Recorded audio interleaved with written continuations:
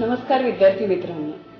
आजच्या वेगाने बदलणाऱ्या काळामध्ये आपल्याला अनेक मानसिक तणावांना तोंड द्यावे लागते. काही माणसे हे ताणतणाव व्यवस्थित पद्धतीने हाताळतात, तर काहींना ते योग्य पद्धतीने हाताळणे जमत नाही. अशी माणसे मानसिक आजारांना बळी पडतात. आज आपल्याकडे मानसिक आजाराविषयी माहिती देण्यासाठी नाशिकचे प्रख्यात मानसोपचार तज्ज्ञ डॉक्टर शिरीष सुळे आलेले आहेत. ते आपल्याला मानसिक विकृतींच्या वेगवेगळ्या प्रकाराबद्दल माहिती देणार आहेत. तर आता आपण त्यांच्याशी चर्चा करायला सुरुवात करूया. नमस्कार डॉक्टर. नमस्कार. डॉक्टर, मला असं सांगा, मानसिक आरोग्याचं महत्त्व काय? पिढ्यानपिढ्या मनुष्य प्राण्यांनी शारीरिक आरोग्यालाच अतिशय महत्त्व दिले. कारण बळी तो कानपिळे या नियमाप्रमाणे जो शरीराने बलवान तोच घर सांभाळेल, कुटुंब सांभाळेल, एवढंच काही जगावर राज्य करेल हे त्याला माहिती होतं. परंतु सध्याच्या ह्या यांत्रिकीकरणामुळे, शहरीकरणामुळे वेळेला अतिशय महत्त्व आले. आता साधं उदाहरण घ्या, शाळेत जायचंय, नोकरीला जायचंय, स्वयंपाक करायचा, तो देखील माणसाला त्या वेळेतच व्हावा लागतो. आणि यामुळे काय झालंय, एकत्र कुटुंब पद्धती देखील आपली खिळखिळी झाली. म्हणजे जो फॅमिलीला एक सपोर्ट सिस्टीम होती आपल्याकडे, ती नाहीशी होत चालली. आणि त्यामुळे ह्या दररोजच्या जीवनातल्या ताणतणावांना तोंड द्यायची आपली मानसिक शक्ती कमी व्हायला लागली. अर्थात त्यामुळे तुम्ही मानसिक आजारांना बळी पडण्याचे चान्सेस खूप वाढलेले आहेत. आता वेळ पडल्यावर बघून घेऊ असं म्हणून चालत नाही. तुम्हाला पाण्यात पोहायचं असेल तर तुम्हाला तशी तयारी करायला पाहिजे, नाही तर पाण्यात गटांगळ्या खायला लागतात. तसंच ह्या मानसिक आजारांचं आहे. मानसिक आजार जर टाळायचे असतील तर तुम्हाला मानसिकदृष्ट्या सुदृढ व्हावंच लागेल. आणि म्हणून ह्या मानसिक आरोग्याला सध्याच्या जीवनात फारच महत्त्व आलेलं आहे. मनोविकृतीचे वेगवेगळी कारणे कुठली? मनोविकृती काही एका कारणाने होत नाही, अनेक विविध कारणाने होते. कारण सर्वात प्रथम हे लक्षात घेतलं पाहिजे की कुठलाही मनोविकृती होण्यासाठी मनुष्याचा स्वभाव, परिस्थिती, त्याचा अनुभव हे सर्वच महत्त्वाचं ठरतं. तेव्हा तुम्हाला तुमचा स्वभाव बनण्यासाठी तुमचे आईवडील महत्त्वाचे ठरतात. आई वडिलांकडनं जी काही जैविक किंवा ज्याला आपण जीन्स म्हणतो त्याप्रमाणे तुमचा स्वभाव बनलेला असतो. हा स्वभाव बनताना तुम्हाला लहानपणी जे अनुभव आले, सभोवतालची जी परिस्थिती होती, तुमच्यावर जे संस्कार झाले, त्याप्रमाणे तुमचा स्वभाव बनत राहतो. आता हा स्वभाव जर परिपक्व असेल, व्यवस्थित बनला असेल, तर तुम्ही येणाऱ्या ताणतणावांना सहजपणे तोंड देऊ शकता. म्हणजे याच्यात महत्त्व आलं जैविक कारणे, ज्याला आपण जीन्स म्हणतो. त्याचप्रमाणे परिस्थिती, आसपासची परिस्थिती. तुम्हाला दोघंही आईवडील आहेत, दोघंही तुमचे व्यवस्थित अभ्यास घेत आहेत, तुम्हाला अभ्यासाचा ताणतणाव येणार नाही. पण तेच तुमच्या घरातला एखादा मेंबर ॲबसेंट असला, एखादी आई नसली, वडील नसले, किंवा एखाद्या आई वडिलांना काही मानसिक विकार असला, तर अर्थातच त्या मुलाच्यावर खूप मोठा ताणतणाव आहे आणि त्यामुळे त्याचा अभ्यासच होणार नाही. अशा बारीक बारीक गोष्टींनी तुमचा स्वभाव घडतो आणि तुमच्या परिस्थितीचा त्याच्याशी खूप मोठा संबंध असतो. आता हे झालं सामाजिक कारण आणि मानसिक कारण. तेव्हा कुठलाही मानसिक रोग होण्यासाठी जैविक कारणं कारणीभूत असतात, त्याचप्रमाणे मानसिक आणि सामाजिक कारणंही तेवढीच महत्त्वाची असतात. आणि ह्या तिन्ही गोष्टी एकत्र येतात तेव्हा एखादा मानसिक रोग होतो. एखादा माणूस त्याच्या स्वभावामुळे किंवा परिस्थितीमुळे एखाद्या प्रसंगाला तोंड देऊ शकत नाही, तेव्हा त्याला कुठला तरी मानसिक विकार. मानसिक आजार कितपत टाळता येतात?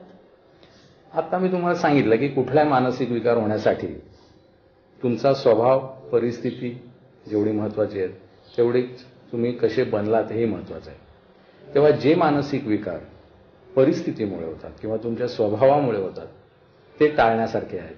जर तुम्ही मानसिकदृष्ट्या सुदृढ राहिला किंवा ती हानिकारक परिस्थिती तुम्ही टाळू शकला तर तो आजार तुम्ही बऱ्याचशा प्रमाणात टाळू शकाल. परंतु जे मानसिक आजारातले मोठे आजार आहेत, जे तुमच्या मेंदूतली रसायनं बदलल्यामुळे होतात, ते आजार मात्र तुम्ही टाळू शकत नाही. त्यामुळे जे मानसिक आजारातले सामान्य आजार आहेत ते तुम्ही बऱ्याचशा प्रमाणात टाळू शकाल. पण जे मोठे आजार आहेत, डिप्रेशन किंवा स्किझोफ्रेनिया, असे आजार मात्र टाळणं बरंचसं आपल्या हातात नसतं. मनोविकृतींचे प्रमुख प्रकार कोणकोणते असतात? या आजारात बरेच प्रकार आहेत. सर्वात पहिला म्हणजे मानसनस विकृती, म्हणजे जे सामान्य आजार असतात ते. त्याच्यामध्ये 3-4 प्रकार आहेत. एक म्हणजे एन्झायटी न्यूरोसिस, ज्याला आपण सर्वसाधारणपणे चिंता रोग म्हणतो, किंवा एक हिस्टेरिया, किंवा एक आणखीन एक आजार आहे ज्याला नाव आहे ऑब्सेसिव्ह कंपल्सिव्ह डिसऑर्डर, की ज्याच्यामध्ये माणसाला एखादी नको असलेला विचार परत परत मनात येत राहतो. अजून एक आजार आहे की ज्याला रिॲक्टिव्ह डिप्रेशन असं म्हणतात, की एखादी घटना आपल्या मनाविरुद्ध घडली किंवा आपला अपेक्षा भंग झाला तर जे एक मनात उदासपणा येतो त्याला रिॲक्टिव्ह डिप्रेशन म्हणतात. तर हे वेगवेगळे आजार सामान्य आजारात मोडतात. दुसरे जे आहेत ज्याला इंग्लिशमध्ये सायकॉटिक इलनेसेस म्हणतात किंवा तीव्र आजार म्हणतात, त्याच्यामध्ये महत्वाचा आजार म्हणजे स्किझोफ्रेनिया. दुसरा आजार आहे तो डिल्युजनल डिसऑर्डर्स. तिसरा आजार आहे की ज्यांना वृद्ध वयामुळे होतात आजार, सिनाईल सायकोसिस. आणखीन एक आजार आहे की ज्याला मॅनिक डिप्रेसिव्ह सायकोसिस म्हणतात, की त्या आजारामध्ये काही काळ तो माणूस स्वतःला फार मोठा समजत असतो आणि काही काळामध्ये तो स्वतःला अतिशय उदास मानत असतो. असे ते फेजेस असतात. सायक्लिक इलनेस असतो. काही ऑर्गॅनिक सायकोसिस म्हणजे काही व्यसनांमुळे, दारूमुळे किंवा काही गांजा, चरस, भांग असे पदार्थ सेवन केल्यामुळे होणारे आजार, काही औषधांमुळे होणारे आजार, काही पॉयझनिंगमुळे होणारे, ज्याला मेंदूला काही सूज आले, मेंदूच्या कार्यामध्ये काही प्रॉब्लेम झाला तर जे मानसिक आजार होतात त्यांना ऑर्गॅनिक सायकोसिस असं म्हणतात. असे विविध आजार आपल्याला तीव्र आजारामध्ये बघायला मिळतात. अजून महत्त्वाचे काही मानसिक आजार आहेत ते म्हणजे एक म्हणजे एपिलेप्सी किंवा मिरगी येणं, फिट्स येणं, हा देखील मानसिक आजारामध्ये मोडला जातो. तेवढाच महत्त्वाचा आजार सायकोसोमॅटिक इलनेस. सायको म्हणजे मन, सोमा म्हणजे बॉडी, मनामुळे होणारे शारीरिक आजार. बहुतेक त्वचारोग हे मानसिक आजारांमुळे, कारणांमुळे झालेले असतात. कुठलाही आजार, कुठलाही शारीरिक आजार हा मानसिक कारणामुळे होऊ शकतो, त्याला सायकोसोमॅटिक इलनेसेस म्हणतात. मंद बुद्धी असणे, ज्याला मेंटल रिटार्डेशन म्हणतात, हे देखील आजार ह्या मानसिक आजारामध्ये मोडतात.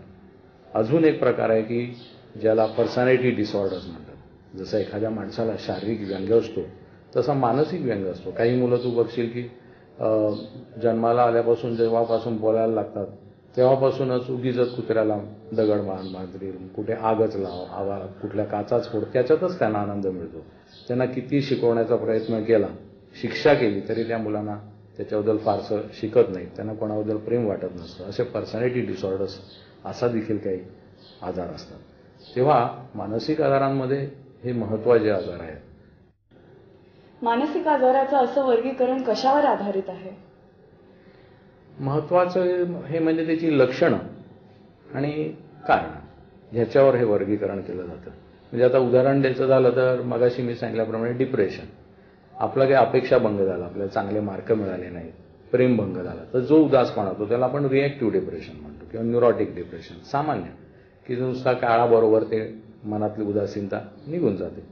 पण दुसरा जो डिप्रेशनचा भाग आहे ज्याला मेजर डिप्रेशन म्हणतात, तो मात्र मेंदूतली रसायनं कमी जास्त झाल्यामुळे, न्यूरोट्रान्समिटर्स कमी जास्त झाल्यामुळे होणारा आजार, तो मात्र मोठा डिप्रेशनचा आजार. तर त्या वर्गीकरणाला फार महत्त्वाचं आहे. आणि आता तुला लक्षात आलंय की जग इतकं लहान झालंय, कुठलाही पेशंट कुठेही संपर्क साधू शकतो. तर सगळ्या जगाची एकच भाषा असावी, त्या दृष्टीने हा वर्गीकरण फार महत्त्वाचं ठरतं. की मी ज्या पद्धतीने ह्या आजाराचं वर्णन करेन त्या पद्धतीने अमेरिकेतला डॉक्टरही ह्या माणसाला कुठला आजार झालाय, कुठली ट्रीटमेंट दिली हे समजू शकेल. म्हणून हे वर्गीकरण महत्त्वाचं आहे. आणि हे वर्गीकरण दर वर्षा 2 वर्षाला बदलत राहतं, कारण दररोज नवीन नवीन माहिती आजारांबद्दल मिळते. तर ह्या वर्गीकरणाला अतिशय महत्त्व आहे. ट्रीटमेंटच्या दृष्टीने आपण पेशंटला कुठला आजार झालाय, किती दिवस ट्रीटमेंट घ्यायला पाहिजे, हा आजार परत परत होऊ नये म्हणून काय काळजी घ्यायची, ते ह्या वर्गीकरणावर समजतं. डॉक्टर, तीव्र मानसिक आजार म्हणजेच सायकोसिस आणि सामान्य मानसिक आजार म्हणजेच न्यूरोसिस यामधला फरक काय? तीव्र मानसिक विकार आणि सामान्य मानसिक विकार. तर सामान्य मानसिक विकारात सर्वात महत्त्वाची गोष्ट म्हणजे ह्या पेशंटचा जगाशी संपूर्ण संपर्क साधलेला असतो. म्हणजे मला काहीतरी आजार झालाय, मला काहीतरी ट्रीटमेंटची जरूर आहे, मी डॉक्टरकडे गेलं पाहिजे, एवढी तरी त्याला कल्पना असते.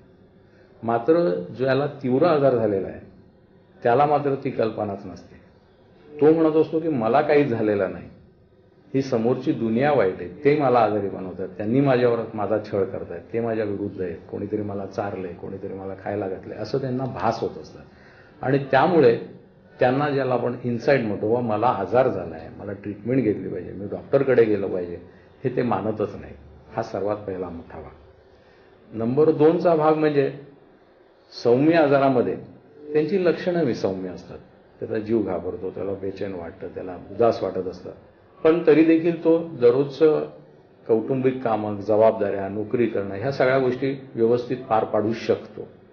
मात्र ज्याचा मेजर आजार झालाय, तीव्र आजार झालाय, त्याचा जगाशीच संपर्क तुटला असल्यामुळे त्याला कुठलीच जबाबदारी पाळायची जरूर भासत नाही. तो म्हणतो मीच भगवान आहे, मीच तुम्हाला खायला घालतो, किंवा मी भगवान आहे, मला खाण्याची जरूरच नाही.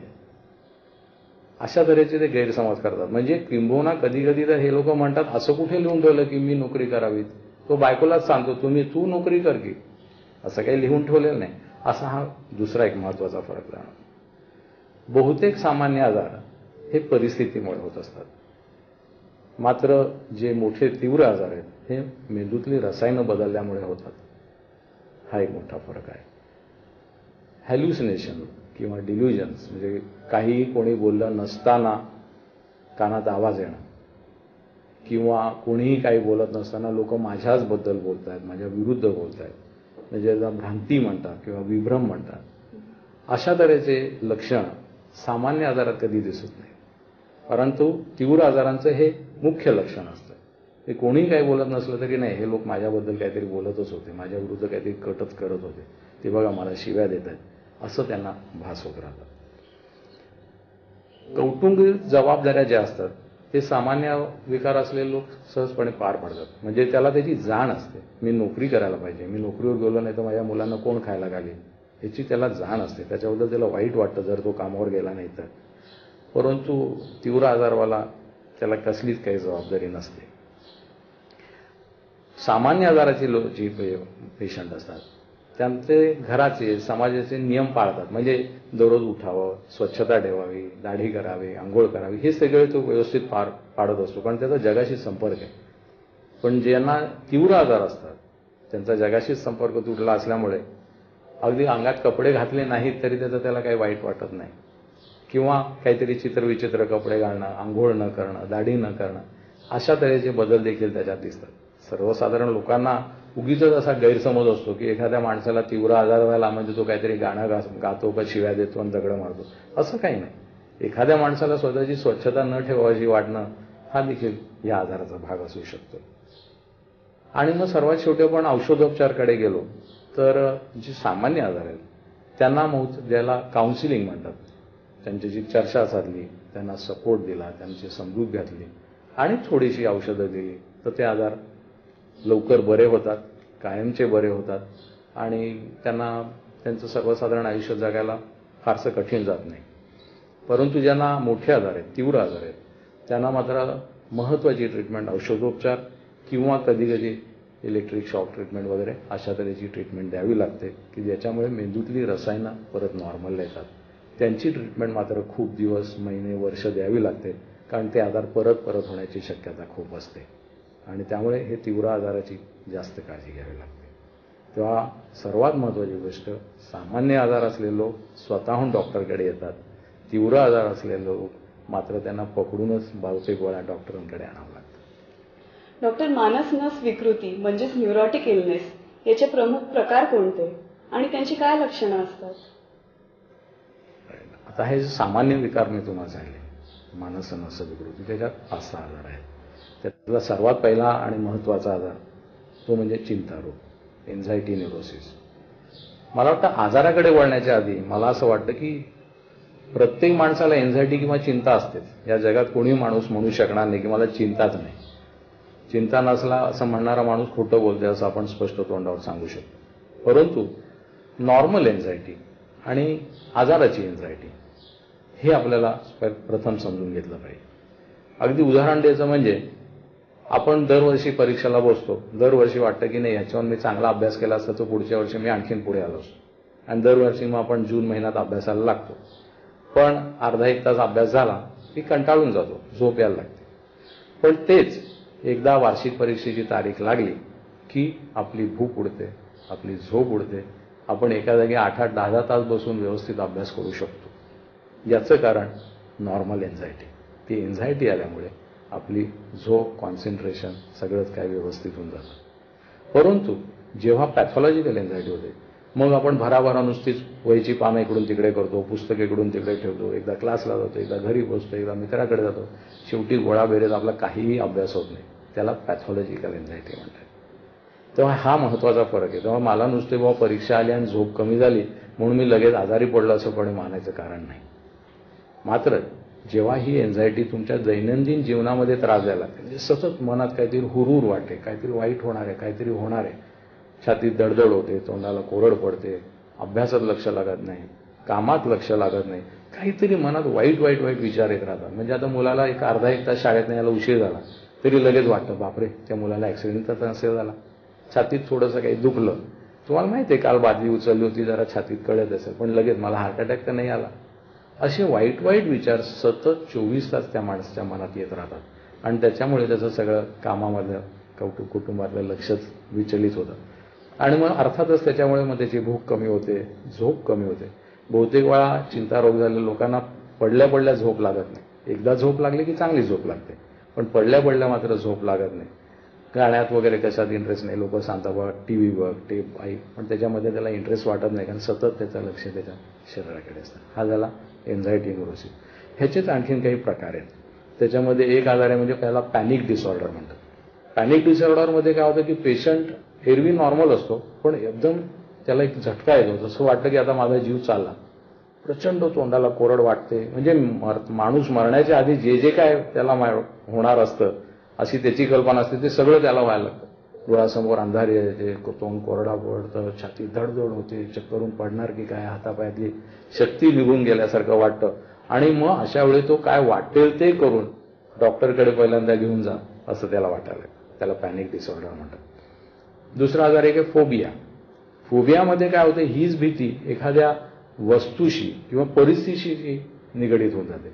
म्हणजे काळं फडकं, मग काळी कुठली वस्तू मी बघितली, काळं मांजर, काळं कुत्रं, अंधार, प्रत्येकाची भीती वाटते. किंवा मग काही लोकांना प्रवासाची भीती वाटते, अंधाराची भीती वाटते, ओपन स्पेसची भीती वाटते, उंचावर गेलं त्याची भीती वाटते. तर ह्याला वेगवेगळ्या तऱ्हेचे फोबियाज असतात. अजून त्यातले काही प्रकार आहेत ज्याला हायपोकॉन्ड्रियासिस म्हणतात. हे वेगवेगळ्या वर्गीकरणामुळे वेगवेगळे शब्द आहेत. आता हायपोकॉन्ड्रियासिसचं काय होतं की त्या माणसाचं सतत संबंध लक्ष त्याच्या शरीराकडेच असतं. आज मला इतकीच लघवी झाली, पिवळीच झाली, पांढरीच झाली, आज मी 2दाच परसाकडला गेलो, असंच त्याचं 24 तास लक्ष चालू असतं. आणि त्यामुळे हे लोक असंख्य डॉक्टरांकडे जातात. त्याचा डोक्यापासून पायाकडे प्रत्येक अवयवामध्ये काही ना काहीतरी तक्रार असते आणि प्रत्येक वेळी त्याला वाटतं की आपल्याला कुठला तरी मोठा रोग झालाय आणि डॉक्टरांनी आपल्याकडे व्यवस्थित लक्ष द्यावं. त्यामुळे छातीत दुखते म्हणून तो एक कार्डिओग्राम काढून त्याचं समाधान होत नाही, त्याला 10 कार्डिओग्राम काढावे लागतात. असा हा हायपोकॉन्ड्रियासिसचा आजार. तर हे झाले चिंता रोगाचे. दुसरा एक आजार आहे ज्याला हिस्टेरिया म्हणतात. हिस्टेरिया म्हणजे जेव्हा एखादी व्यक्ती आपल्या स्वभावामुळे किंवा परिस्थितीमुळे एखाद्या परिस्थितीला तोंड देऊ शकत नाही तेव्हा ती आपल्या शरीराने तो आपल्या भावना व्यक्त करायचा प्रयत्न करते. उदाहरण द्यायचं तर नवरा बायकोचं भांडण झालं. त्या बायकोला समजा काहीतरी त्यांनी प्रॉमिस केलं होतं की मी आज पगार झाल्यावर तुझ्यासाठी एक नवीन साडी घेऊन येतो, पण त्यांनी नाही आणली. आता तिला माहिती आहे की जर आपण याच्याशी बोलत बसलो तो नेहमीप्रमाणे आरडाओरडा करणार, भांडण करणार आणि आपल्याला साडी काही मिळणार नाही. पण तीच जर तिने एकदम दाट खेळीत बसली, तिला दडामदुशी पडली, तर तो नवरा तिला ओरडण्याच्या ऐवजी लगेच तिची सेवा करतो. ती लोकात चर्चा होते, काय झालं नाही, तिथे त्यांनी सांगितलं होतं बुवा असं भांडण झालं, त्यामुळे त्याला तोंड उघडायला जागा मिळत नाही. सर्व लोकांची त्या बाईला सहानुभूती मिळते. ह्या आजाराची महत्वाची लक्षणं ही की सिम्पथी सिकिंग डिव्हाइस, लोकांचे सगळ्यांकडनं सहानुभूती मिळवणे. अटेन्शन सिकिंग डिव्हाइस म्हणजे 10 लोक गमावतात, सगळे लोक बघा बघा काय झालं असं होतं. आणि त्याच्यावर महत्वाचं म्हणजे ड्रामॅटायझेशन. म्हणजे आता मी उदाहरण द्यायचं झालं तर समजा एखाद्या व्यक्तीला मेंदूच्या आजारामुळे बोलता येत नसेल तर तो कसं बोलेल, हा हा हा हा हा, तो बोलायचा प्रयत्न करतोय पण त्याला बोलता येणार. पण जेव्हा ह्या आजारामुळे होतं तो डोळे गोटे फाळ किंवा तो तोंडच बंद करून आता तू जर तोंडच उघडला नाही तर तुला बोलता कुठून येणार आहे. परंतु ह्या आजारामध्ये नेहमी असं होतं की मानसिक आजारामध्ये तो नुसतं मोठमोठे करतो, स्वतःहून तो प्रयत्न काही करत नसतो. ह्याला हिस्टेरिया म्हणतात. त्याच्यातला दुसरा एक भाग आहे डिसोसिएटिव्ह रिॲक्शन. म्हणजे त्याच्यामध्ये तो म्हणतो मी नावच विसरलो, मी कुठे आहे, तुम्ही कोण, असं माझं नाव विसरलो, माझं आठवण राहत नाही. एक फ्यूग रिॲक्शन म्हणून असते की ज्याच्यामध्ये त्याला सतत कुठेतरी फिरत राहावं असं वाटतं. त्याच्यामध्ये त्याचा कॉन्शियसनेस किंवा त्याचे पूर्ण शुद्धीत नसतो, पण तो व्यवस्थित सगळीकडे जातो येतो सगळं करतो, पण सतत भटकत राहतो. फ्यूग रिॲक्शन म्हणतात. तिसरा आपल्या इथे नेहमी दिसणारा आजार म्हणजे अंगात येणं. घुमत राहतात, माझ्या अंगात काही देव आला, देवी आली, आणि ते घुमणारी मंडळी असतात. त्यातले बहुतेक लोक हे हिस्टेरिया या आजाराने डिसोसिएटिव्ह रिॲक्शन म्हणतात, त्याच्यामुळे झालेला आजार असतो. तिसरा आजार मगाशी मी सांगितलं की ओसीडी, ऑब्सेसिव्ह कंपल्सिव्ह डिसऑर्डर.